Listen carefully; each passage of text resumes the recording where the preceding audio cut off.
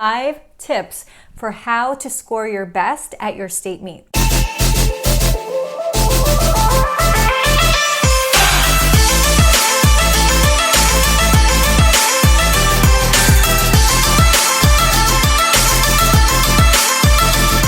I know some of you have your state meet coming up, so these tips are going to help you. And if you don't have a state meet coming up, let's say you're not even competing, still listen to these tips because they will help you no matter what. Okay, so tip 1, trust your training. You have been training for this, and I know that things are a little different now because maybe you haven't gotten into the gym as much as you normally would before a state meet.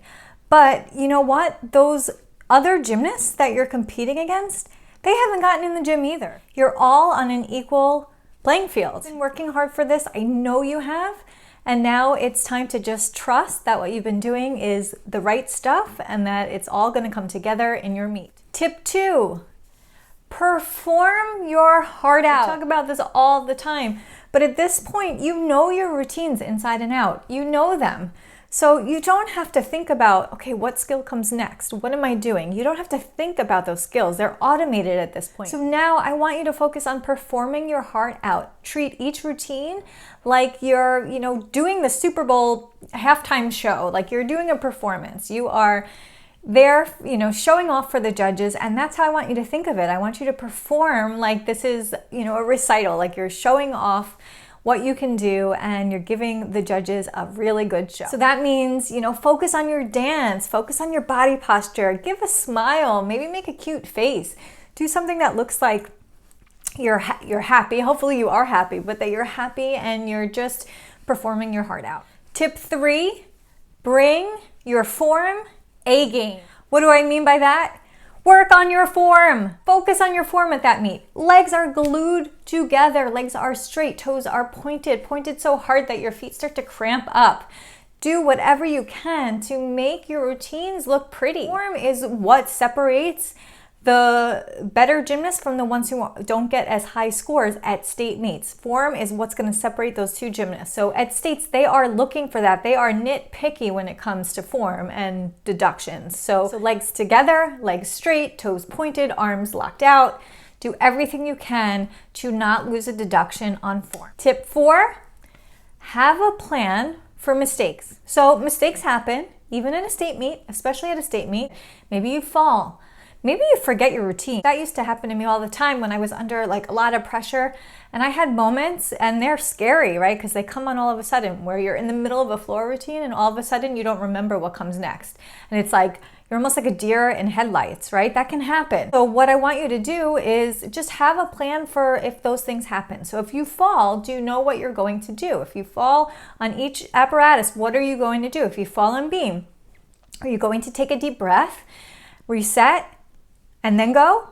If you fall on bars, are you going to chalk up again, then go? If you're on floor, are you going to, make sure you jump back out there and get back in your routine? Think of like springing back up.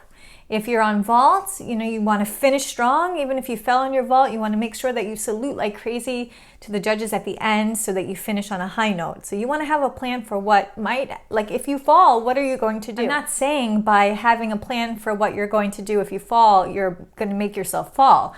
No, not at all. But if you go into that meet going, okay, if this happens, this is what I'm going to do, it'll not only calm your nerves, but if you are in that situation, because things do happen, you're going to have a game plan and you're going to get out of it in a much better way than if you went into the meet without a game plan. If you forget your routine in the middle of a floor routine or beam routine, if it's an optional routine or an Excel routine where you have your own routine, just make something up. Keep going. Just keep going. The judges don't know what was supposed to be there. If it's a compulsory routine, it's a little bit harder. But I would say if you totally blank out, don't just stand there. Keep moving and just make it look graceful. And if you have to just walk to the corner in a graceful way to set up for your next tumbling pass, then you do that. But you don't want to just stand there and look like a deer in headlights, like you're frozen. Tip 5. Whatever happens on each event stays on that event. So if you fell on beam and then you're done with beam and you move to the next event, whatever happened on beam is in the past.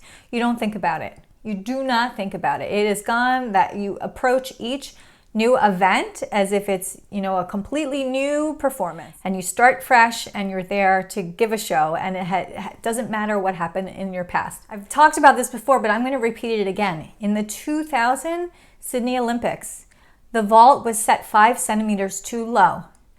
For the first 2 rotations of the Olympics, this was the individual all-around final. All the gymnasts that went through, all of them messed up their vault because, you know, you're used to blocking at a certain height and all of a sudden the vault is lower. A lot of gymnasts missed the vault. A lot of them fell. Elise Ray had a really scary fall during warm-up. Svetlana Horkina, she fell to her knees at the end, like she couldn't make it all the way around. She fell down to her knees. What happened is those gymnasts that had gone for those first 2 rotations, they had an awful vault, and when they went to the rest of their rotations, they kind of had given up because there they were going like, oh, my chances to medal in the Olympics, they're gone now. Like, look what happened. I fell. Like, what's wrong with me? And they started to get into this negative self-talk. So Elise Ray ended up falling on her, I think it was her beam routine. And Svetlana Horkina, she fell on her release move on bars. And that happened to countless other gymnasts.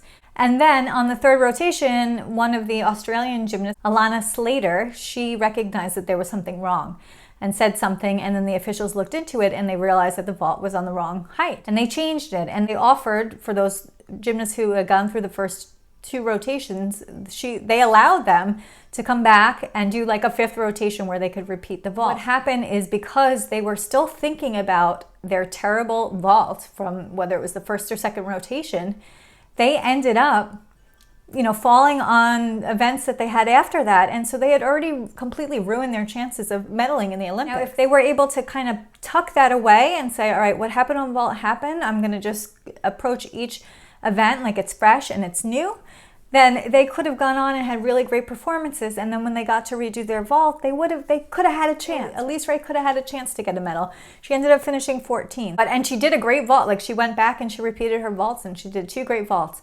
But again, she had already let the fall on vault at the beginning completely freak her out. The point is, if they were able to leave that in the past, they would have been able to move forward and have a better meet. So you never know what is going to happen. You always want to treat each event like it's its own performance and just forget about what happened in the past. Okay, so that was 5 tips to help you have your best score at your state meet.